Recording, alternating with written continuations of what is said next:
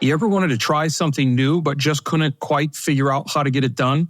Well, here's some answers when it comes to instructional rounds. See, the idea of instructional rounds sounds fairly easy, but what you're going to learn in this Part 2 episode with Vicki Wilson is that you need to focus on a number of things. The two major ones being positivity is key and grassroots is the answer. Hey everyone, Dr. Jones here and welcome to another episode of Seeing to Lead. And this week is Part 2 from Vicki Wilson. And if you didn't catch last week's, boy, that is an episode you are not going to want to miss. And if you caught it, I'm sure that's why you're listening to this week's, because it is that good. And she continues to offer excellent advice in this one. You see, we go through all things instructional rounds in this. She takes us from the beginning of planting seeds at staff meetings like give one, get one, different ways to include people, making sure the process is voluntary. So everybody gets to join in when they're comfortable enough to do so. You see, she also talks about when you're done, making special time to validate the hosts of your instructional rounds so that you build that intrinsic value within them so they continue to participate, because we want to remain positive about everything. And when you do that and those intrinsic feelings of value build up, well, that's what creates a grassroots change for the better. Vicki also offers some fantastic ideas around how to include the principal in these rounds, whether they're leading them or just a participant. And these tips will help them be even more successful. Look, in the end, no matter how much we talk about positivity or grassroots change, what we're really fighting is isolation. Isolation is the enemy of innovation and a positive culture. So have a listen to Vicki as she explains some real concrete ways to combat isolation and reach higher levels of success. But don't take it from me. Let's hear from Vicki in Part 2 on Seeing to Lead. Flips two really important lenses there. And one is to go from a deficit to a strength-focused lens, but then also to go from top down to a grassroots lens. So, take a look at the things that are in place in your school and start thinking of things through flip lens, or if something's not working right. How can I flip some lenses and see if I can change things up in a way that would benefit teachers and their learning and their development, so that in the end, that's going to benefit kids.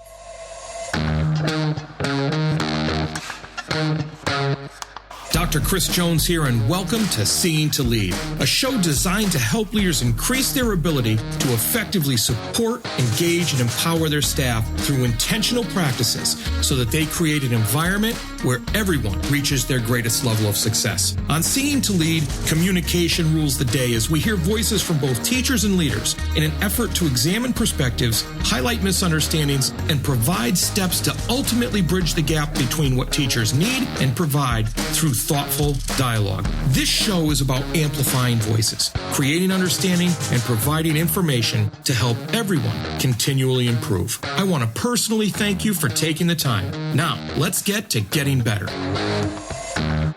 Now, you talk, and so along those lines, you talk about what a shame that would have been. You do your instructional rounds, it's grassroots. You don't force anybody to have people come in. They can come in as they want. I think about how I open up every staff meeting with what I call gratitude, and it's basically shout outs to different staff members of things that have really kind of stood out that I noticed. And then I open it up to the staff, and the staff give shout outs back and forth to each other. So it increases that awareness of things that are going on around the building that people might not know of. And I think about what you just said, instructionally speaking, because it's not always about instruction, these shout outs. They're going the extra mile type of things. Yeah. Is there any point where you would share out the reflections of these things you say, and not necessarily about the teacher, but hey, we went into 5 classrooms the other day, and the thing that's really knocking it out of the park for the students is blank. Did you ever do anything like that? Like share this knowledge out to the greater staff? Yes. In fact, when we first kicked it off, I was strategic, although I don't know if that was hindsight, and I realized I was brilliant after the fact, or if I really planned it. I don't remember anymore, but I do have moments where I realized I was brilliant, but didn't know until after. It might have been one of those things. So when we first did our first official instructional rounds, I planned it on a day that we would be having a staff meeting. And I had a plan for the staff meeting that I was hoping to bail from, because what I really wanted was for what happened that day to be so great that we would spend our entire staff meeting having those that were observers share what that experience was like going into classrooms, and then having the dialogue afterwards.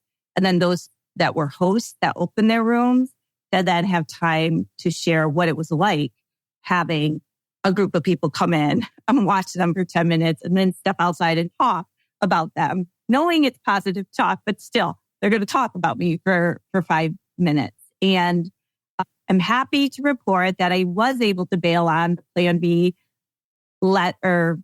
plan that I had for our meeting. And we spent the whole hour just talking about what we saw, the observers talked first, and they talked about, when I went in this person's class, and everything was framed around positive, and then framed around the impact of that children got out of it, but also the impact that they got out of it as a professional, and how they want to try something or change a practice or tweak a practice.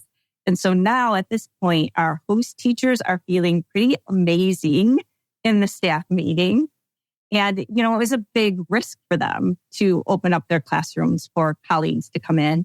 And so then they talked about, what it felt like. And, and they shared it. I was very nervous. Like, well, people don't just naturally come in to watch you teach unless it's your evaluator in there to evaluate and give you feedback, positive and negative on what happened. So that's all they're used to. So to have a group now come in and then talk positively was a big deal. So now they're feeling as high and wonderful as can be. And they talked about, kind of overcoming that and how the 10 minutes went so fast, and they couldn't believe that once we were in, we were out right away. But the observers are like, I can't believe how much I got out of 10 minutes. I felt like, knew you can get that much reflective learning from being in one place, for being in a classroom of someone else's for 10 minutes. So that really created some momentum to keep going. So when I've worked with any kind of schools on kicking this off, that's one thing that I do recommend that they do, is to do that so that you're going to have some time together where you can share right away around what you did. The other thing that's really important to the process is we need to make time to validate those hosts, because that is the riskier position to open your room to people. And so at the end of our 4 sets of 10 minutes plus 5 minutes, and then we have our validation conversation and then our growing conversation, then we all take note cards, and each of us will write a note of very specific validating feedback to each of the classroom teachers that we saw, so that they know personally what we saw that was very meaningful to us. We include what the impact we noticed on the students, what we're taking away from it, and how that we can grow from what we saw. And so at the end of the day or at lunchtime, they go to their mailbox and it's just full of note cards that are giving them all these affirmations and validations of that good work that they're doing. And, that helps to make it really contagious too. And, you just want to do that again. So again, at our staff meeting, they talked about what it felt like to get those note cards, and that it's more powerful than any kind of feedback they've ever gotten from an administrator. No matter how glowing it was, to get peer feedback was so much more meaningful, and just even more meaningful than the letters they get from families and all that's wonderful. But this is different, and that's been a really powerful part of it too. That's fantastic, and I'm so glad you mentioned the positive affirmation piece, because I can see how meaningful that is to teachers. We have a teacher of the month every month, and it's by the students. The students vote the teacher of the month, and the president of the student council announces it at every faculty meeting. That's the last piece of gratitude we do. And all the teachers that had something written about them received those notes, even if they didn't win, in their mailboxes. Wow. And that is a constant discussion about how much that means to them. It almost becomes, and I don't want to say it doesn't even matter if they win or not, but because to some I'm sure it does, to others I'm sure it doesn't. Yeah. But just the idea that they received those notes and they were being thought of is really powerful. Absolutely. You know, and just to validate you on the moment of brilliance thing, the staff meeting, my youngest son, and I'll go quick because anybody that knows me knows that I'm a gushing father, but my youngest boy, he blacksmiths and he wants to be a bladesmith. So he's out in the backyard forging and things like that. And every time something doesn't go quite the way it's supposed to, or it turns out like a really cool twist to something he made, he's like, yeah, by design, Dad, by design. Yes, exactly. And he kind of rolls his eyes a little bit and he's like, yeah, I planned that, Dad. So yeah, I'm sure you're... Yeah, I get it. I know exactly what he's talking about. I do it all the time too. Man, was I brilliant there. Yeah, exactly. I think anybody that has moments like that and doesn't admit it, they might be trying to sell you something. I don't know. You know, when you talk about one of the biggest aspects that you keep revisiting on this is positivity. And, you know, right down from the beginning to the end where you have those positive notes of validation. I have kind of a double question for you. First is, how do you get people to sign up originally to have people come to the room? Is it a general throw out their invite, or is there something special? And along those lines, do you as the administrator, because you're the evaluator, so we don't want to overlook the idea of what type of influence that has, do you go along on the instructional rounds to make sure that positive conversation only happens after leaving the room? And like, how do you shut that down? So if you could walk me through the beginning process, right? So how do we get teachers on board? And then how do you, as the administrator, make sure, or as the leader, make sure that everything stays positive? Yeah, those are very good and very important questions. It's by design. Thank you. How brilliant you are. Yeah. Yes, I have only done volunteers, and I do honor people going at it at their own pace. So when we were just starting, you know, in general, in your staff, and I think everybody can relate to this, you're going to have your go-getters that are ready to jump in even before you finish saying what it is you want to try to do. They're ready to sign up and try something new. So oftentimes your process is going to start with that personality of people. Like, you'll have some ready to go. Yep, I'll open. Yep, I'll go and observe. Easier to get people to observe generally than hosting, because that feels a little bit riskier, but you will still have at least a few that are ready to do that. So I really start there. I think it's important that there's a structured way to share with all staff after you do your first one or your first couple, so that they start to, those that are interested but maybe a little hesitant, don't want to be the first ones, will jump aboard after it happens a couple times and their trust is gained, that they're like, okay, there really hasn't been any negative talk, or, you know, so-and-so did this, and I can go talk to them and see if it, you know, was it really that positive? Was there any negative talk? And, you know, they'll start, you'll get a lot that'll jump in right after the first grouping. And then you're going to have others that are still going to just watch for a while, or maybe not even have the intention to do it at any time. I will tell you, and people like to hear this part of it, it took about 3 years before I had everybody on my staff fully participating. So again, I didn't push it. I didn't have a goal that everybody would do it in the first year, or everybody would do it in the first semester. There were some that just needed a whole lot more time, and they needed to get comfortable with that.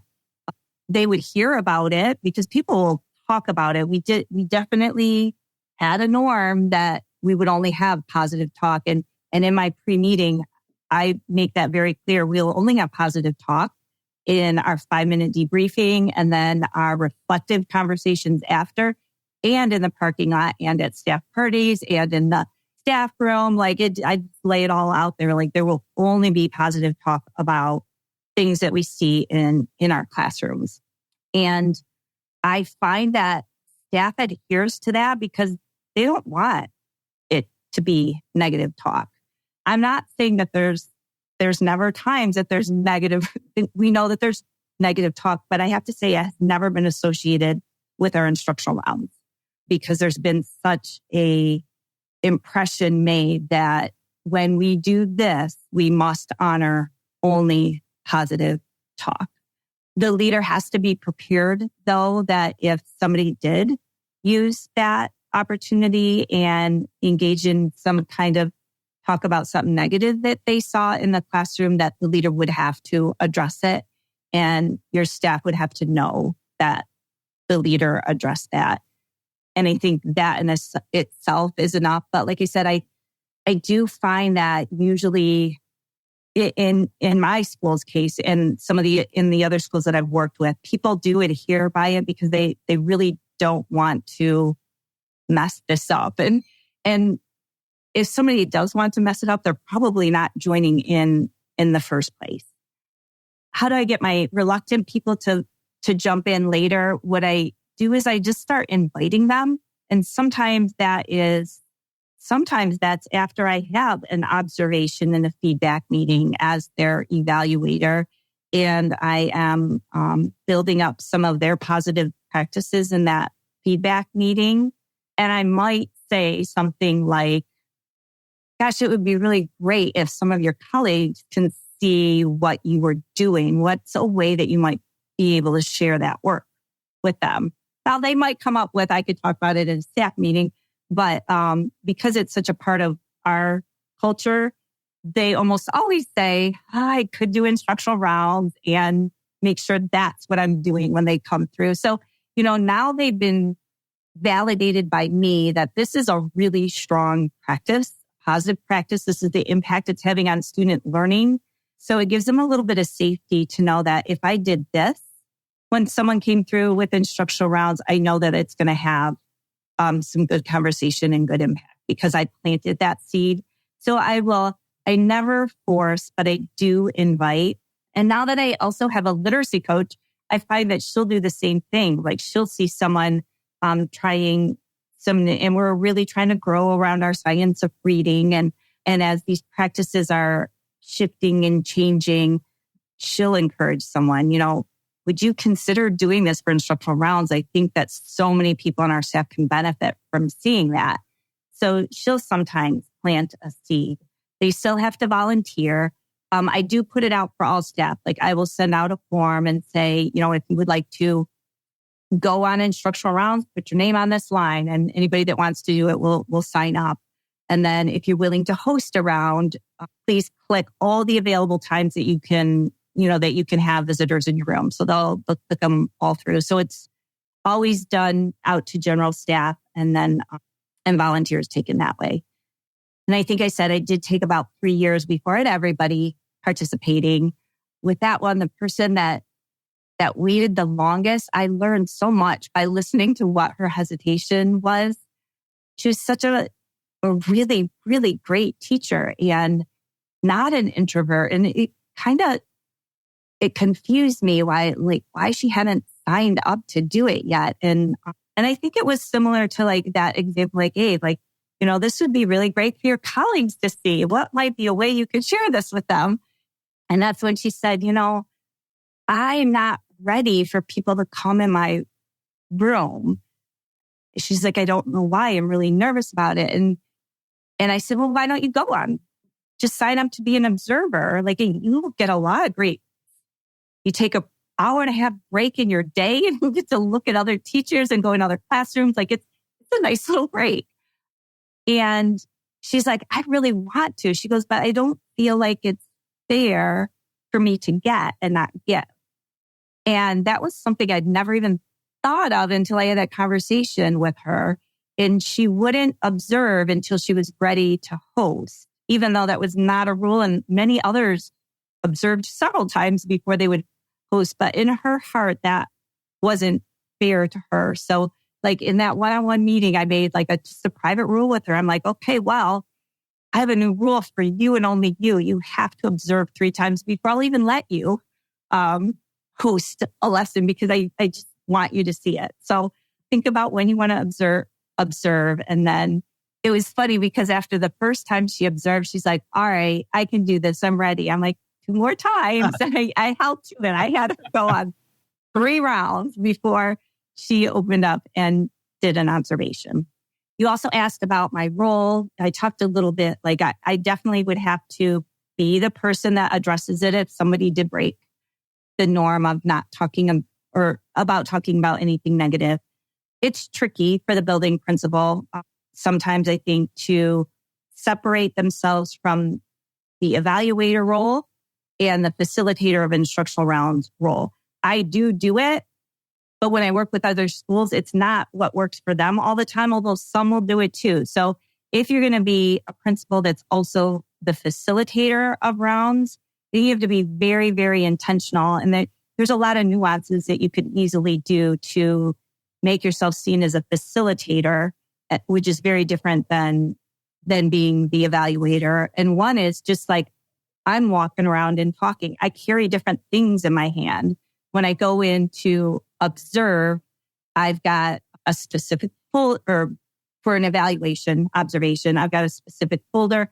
I sit and I make sure that my mannerisms and everything I'm doing looks completely different from one setting to the other.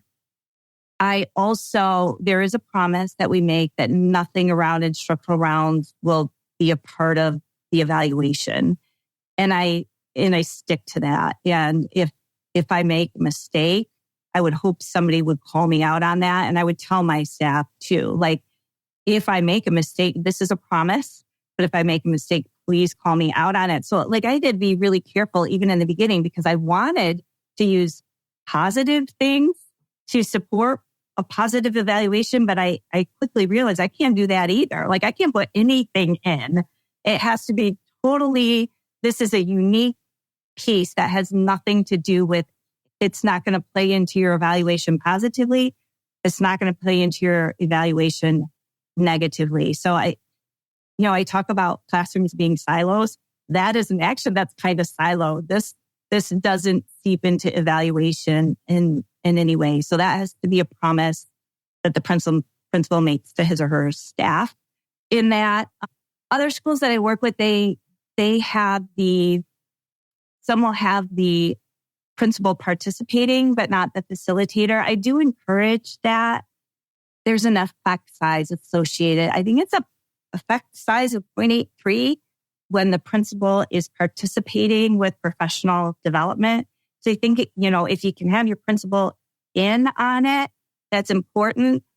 But they have to they have to use the lens of only positive too. And that can be tricky for some principals too. Like there was a school that I was working with and the principal went in as just a participant, and she goes, gosh, like I had to really work at it. I'm used to going in and looking for where's the opportunity for growth? Where's the opportunity for improvement? And she's like, I really had to like not look for those, but look for what's happening that's having great impact on student learning right now. And that can be tricky for some principals too, but not tricky. It's just that you have to be aware of it and have that right mindset going into it.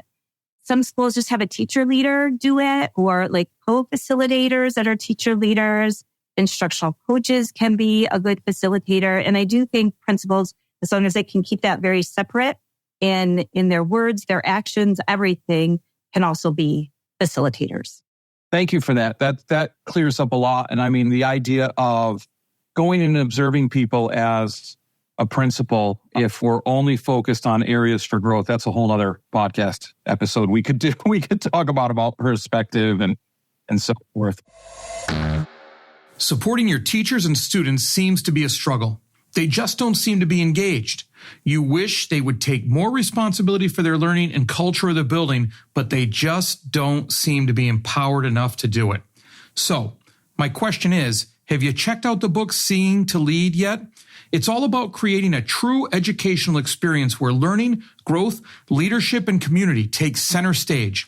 Full of strategies and resources, Seeing to Lead is about attaining that goal by employing a model that supports, engages, and empowers all individuals to become leaders themselves. Pick up a copy today at seeingtolead.com. That's SEEINGTOLEAD.com. Remember, you don't become a leader and then decide you need to support and recognize others more than yourself. It is the moment you realize it's about supporting and recognizing others that you become a leader. Seeingtolead.com. You talk about so much, and, Vicki, you just said so much about instructional rounds that's so helpful. And especially in the situation you were where you were combining two schools, which is often difficult. I'm gonna get another moment of brilliance out of you here. Now that you're looking back, right? You have these two cultures, so to speak, for lack of a better term, that you're putting together, and you're trying to implement these instructional rounds. If a principal wants to change a culture, or is forced to change a culture, or runs into a situation like this, where they need to merge two schools, what's the first thing they need to focus on before they do anything else? Because there's so much to focus on, right? So before they even get bogged down in all the other things, what's number one? Number one, I think a principal just needs to get into those classrooms and start to identify those strengths. What are the strengths at play in this room? What does this teacher bring to our staff, as a whole, that's going to make us better? Identify it, see it, name it with that teacher, with that staff member, and just start to build upon that. When you're in a position where you've got culture work to do, or you're merging two schools, which automatically is going to be culture work, because there's a lot of threat involved in that. I think you just really have to let go of those individual opportunities for growth, those individual observations, here's your weakness, this is what you got to work on, but start to look at, okay, where are your strengths and how can we utilize this to unify us as a whole? And how can I start to break down some of this isolation? I do think instructional rounds is a great way to do that, but you can't do that on month number 2. You'd have to start planting seeds for it, and, start saying, boy, it'd be really great for someone, for us to start sharing some of these practices and maybe even start talking about them in staff meetings. There's that exercise, the give one, get one, where you just walk around and, you pose something, everybody come with one strategy that hooked children in a lesson today. And then let's start getting people walking around and talking. And that starts building some comfort around talking around instructional practices and sharing positive ideas that they have. Awesome. So, like I said before, you've said so much, and now that whole last piece even overlaps to culture besides instructional rounds, and even the little tidbit of how you can get this started by planting the seed. We're getting near the end of the podcast, and there's 2 questions I ask every person. And this first one is interesting because you're on your first day of vacation as we're recording this, because you are retired, correct? Correct. Today is Monday, and Friday was my last day as a principal. Well, bittersweet, I hope, but that's awesome. Definitely. If you weren't in education, what would you be? I am really glad you front-loaded me with that question, because I had to give it a whole lot of thought. So I hope to have a really brilliant answer for you. It'll be by design, I'm sure. Yes, you'll see. You'll see. Okay, so I did give this like probably way too much thought because like, do I want to go into the fun area of like something different I'd like to do? But really, like I am not leading education, but I'm leading, the principal role. Like, how do I want to go into who can I be that would still influence and make a difference in education? So I'm going to do a little bit of a mashup here. I would like to be a sommelier because I like wine and I get very fascinated with wine pairing. Anytime I'm at something that there's a wine pairing happening, I'm fascinated in how that pairing changes the drink that you're having and the food that you're eating together. And it first struck me like more than 20 years ago, I went to my very first wine pairing and it was a full menu and the dessert was a port and creme brulee. And I don't like either one of those. And so when it came to that pairing, I kind of tried to turn it down. And the sommelier said, no, you need to try it. And I'll follow rules. So I took a bite of the creme brulee that I don't like and a sip of my port that I don't like. And it was amazing. And I'm like, this is a whole new taste in my mouth. And two things that I don't like came together and made my mouth very, very, very happy. And I have thought about that so many times. And that's why I want to be a sommelier. So I could figure there must be art and science to all of this pairing thing. Then I was like, but the influencer or making a difference. So my idea is I'd like to be a sommelier that would do pairing sessions with a think tank. So you know how legislators might go into committee work on something.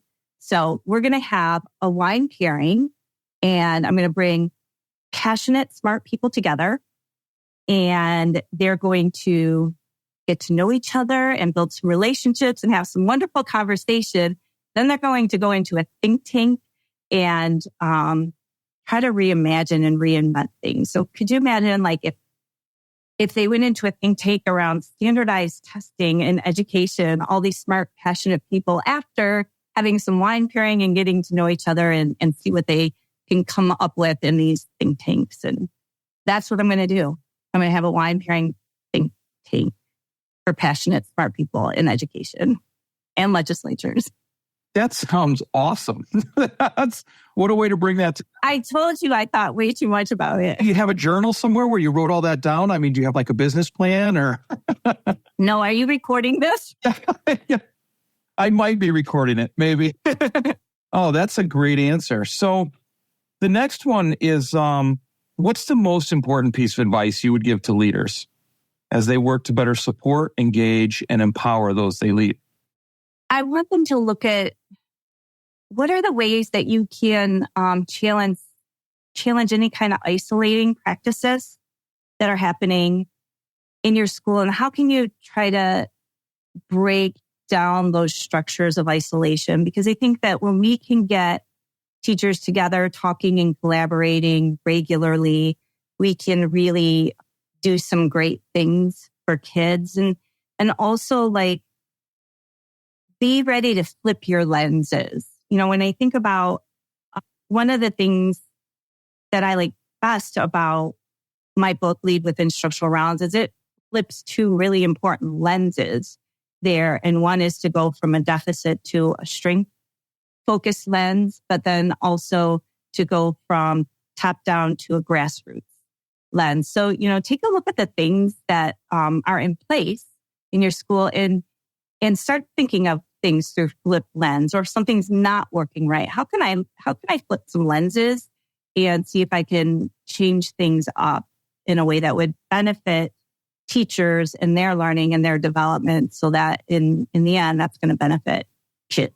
Fantastic piece of advice. And even more fantastic is everything you've told us today, Vicki. I can't thank you enough for being on the podcast today.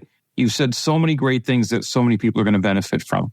Thank you, Chris. It was really nice to talk with you today and just about things that I'm passionate. So thank you for the great questions and the time today. Oh, Anytime. I hope to continue to collaborate with you. And just in case anybody else is interested in collaborating with you, what's the best way to get in touch with you? Yes, I would love to collaborate with anybody, and I have lots of time to do it now. So my email is Vicki, Vicki.Wilson246@gmail. I'm active on Twitter, so you can find me at Vicki L. Wilson 5. I know these are like complicated, but to make it super easy, you can check out my website, which is just vickiwilson.org. Someone else took .com and made it way too expensive for me. So I'm at .org and that's it. And then you can access me through any of those, through Facebook, Twitter, email, all of it. Awesome. Well, I'd be surprised if somebody doesn't reach out to you after all the advice you've given. I hope so. Yeah, I'm sure. Again, thank you very much. I wish you all the best, and I look forward to talking to you soon again sometime. Thank you. You too, Chris.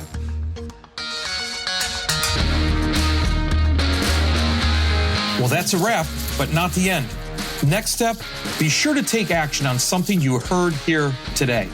Hey, thanks for listening to the Seeing to Lead podcast. If you would like to connect for any reason, email me at drchrisSJ@gmail.com or catch me on Twitter at drcsjones. If you've gotten any value from the Seeing to Lead podcast today, you can help me and other leaders create a world-class environment through a teacher-centric approach by subscribing to the show, leaving an honest rating and review, and sharing this episode on social media with your most valuable takeaway. Also, one last thing. Have you had a chance to pick up my latest 5-star rated book yet? Grab your copy of Seeing to Lead anywhere you buy books or at seeingtolead.com. That's seeingtolead.com, where you can learn more and continue to improve. Now go have a successful week.